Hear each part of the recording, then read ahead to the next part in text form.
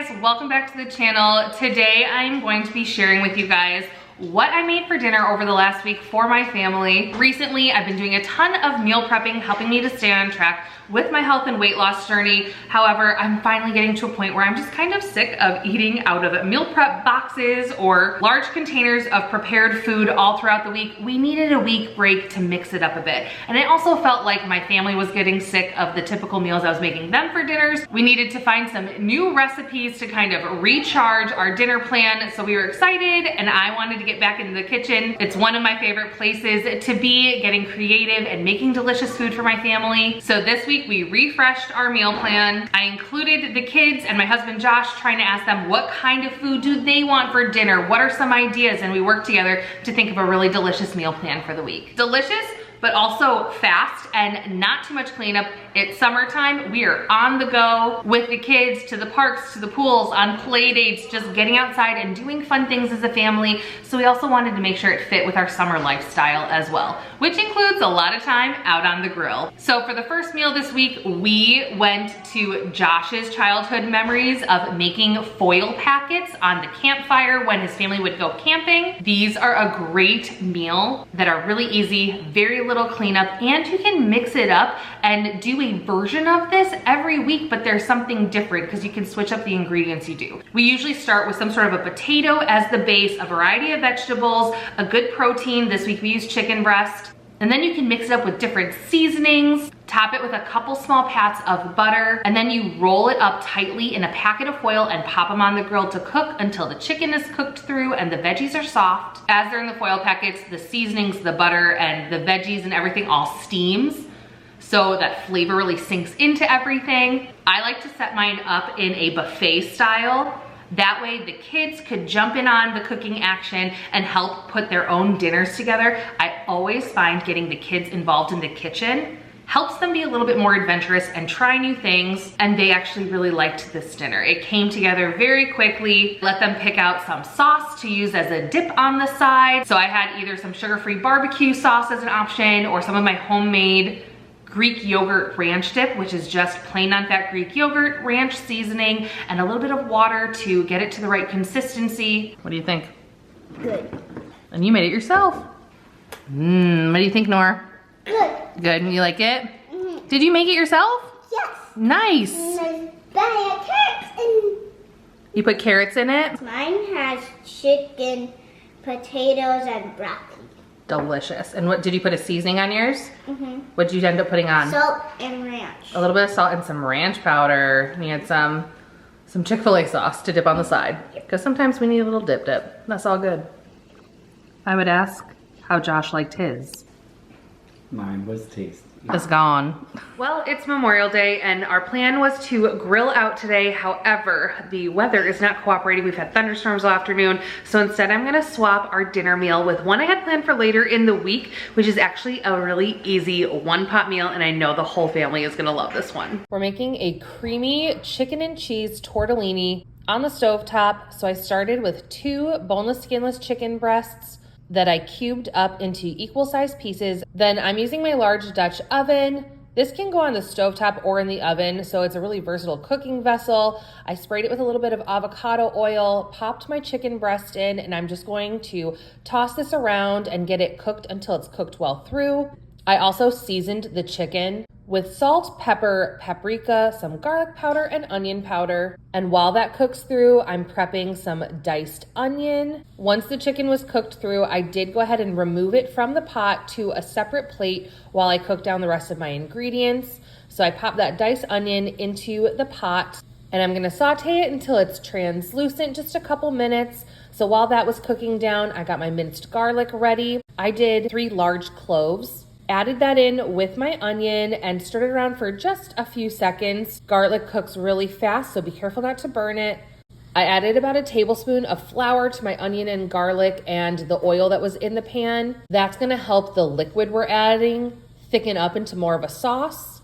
The next step is to add a 1.5 cups of chicken broth. Unfortunately, I totally didn't realize I was out in my pantry. That's a staple I normally have on hand. So we were making this work. I added water for the liquid. I added the juice of a full lemon, and then went back in with those same seasonings I put on the chicken and put another layer of those into our liquid so we can build some flavor since we don't have actual chicken broth we're using. I got that mixture going on a low boil and let it cook down a little bit. Then I added in 1 cup of milk and half a cup of heavy cream, gave that a good stir and let it come back up to a simmer and keep reducing down. Adjusted seasonings, we need more lemon juice, so second lemon going in. Once your liquid has cooked down to a thicker consistency for the base of your sauce, I was able to pick up this package on sale and just tucked it away in my freezer to keep it fresh until I was ready to add it to my meal plan. I let all of this simmer together until the pasta was cooked through and our creamy sauce had boiled down. Then I added back in the chicken, stirred it all up, and you could add cheese directly to this at this point. However, I left mine out,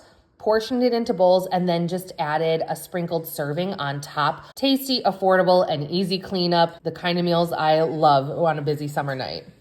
My husband got his Blackstone griddle for Christmas this year, and he has been so excited to use it all this summer, and I am perfectly happy to pass the messy cooking part off to him to do outside. Tuesday's dinner, we are doing smashed tacos on the Blackstone. This is our first time trying out this recipe. We're also grilling up corn to make an elote corn salad to top with. Corn going on. You're our grill master. Thank you. Thank you. While Josh grilled the corn, I got the smashed tacos prepped. You just season your raw ground beef, spread it in a layer on top of your tortilla. Next time I will go a little bit thicker because it cooks down a lot. I used 80-20 ground beef, so I'll go a little thicker on the layer next time. This was our first time trying this recipe, so it was a bit of trial and error. Switch. Tradesies. Corn is done. Let this cool, and then we're gonna turn it into our elote salad for topping. And then he cooks them meat side down on the griddle until the meat is pretty well cooked through, flips them over to crisp up the other side of the flour tortilla, and pulls them off the grill.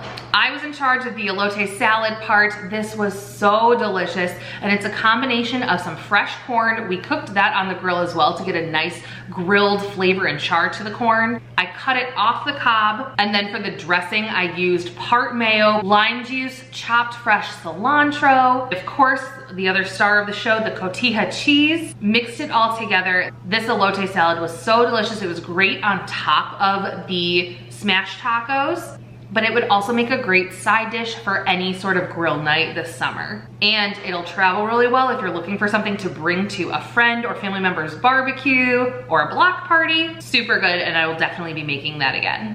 Wednesday, Josh had a later evening at work, so I got the girls fed with some breakfast for dinner. I love doing a breakfast for dinner night every now and then because I can batch prep a huge amount of either protein waffles or pancakes. All of the leftover pancakes or waffles I can let cool, package into gallon freezer bags, and stick in the freezer for a meal prepped breakfast option for the girls throughout the week. And with Josh getting home later, it was a great night for us to do kind of like an adults dinner together. One of my favorite ways to do salmon is actually to do a honey mustard salmon in the oven. I patted my salmon fillet dry, sprinkled it with salt, and then added a couple tablespoons of Dijon mustard along with a drizzle of honey, spread that all over the salmon, and popped it in the fridge to marinate while I got my Brussels sprouts prepped.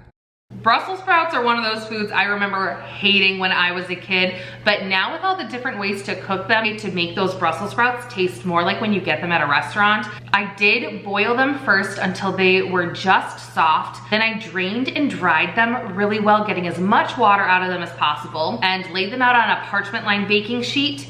Used a heavy bottomed glass or bowl to press them flat, sprayed them with some avocado oil, and seasoned them with salt. After salting, I did blot out a little bit more water. You want to make sure these are nice and dry before you cook them.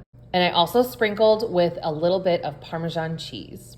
Got them in a hot oven to try and crisp them up. This texture of the crispy Brussels sprout, it's not super charred, but it just gives them such great flavor. And serve them with a balsamic glaze on top. And that was a great way of taking a salmon recipe that we do semi-frequently and just adding a different little twist with a new side dish to try.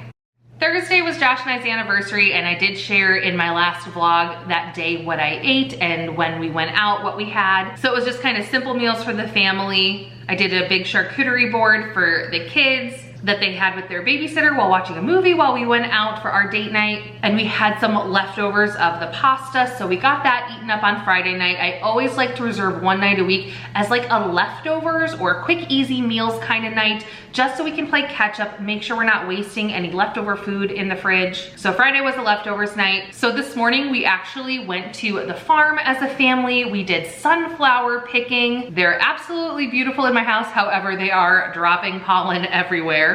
But the girls had a really fun time sunflower picking. We stopped inside the market at the farm. I picked up a delicious watermelon, but I also got a bucket of these beautiful heirloom tomatoes. And those are the inspiration for dinner tonight. I'm doing an heirloom tomato caprese salad on the side with a pan-seared ribeye that Josh and I are going to share. I got a great quality prime ribeye at my butcher counter at HEB. So that's on the menu for tonight, caprese salad and steak. And that kind of wraps up what I made for dinner this week for the family. It was so fun getting back in the kitchen, trying some new recipes again. I've been stuck in that meal prep rut, even though it is helpful on my health journey. It's nice to take break weeks where I get to be creative in the kitchen because it's something I love to do.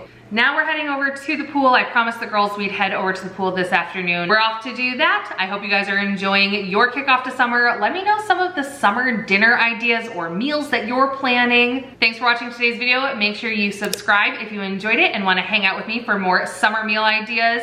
Hit the like button if you enjoyed today's video, and I'll see you in the next one. Bye.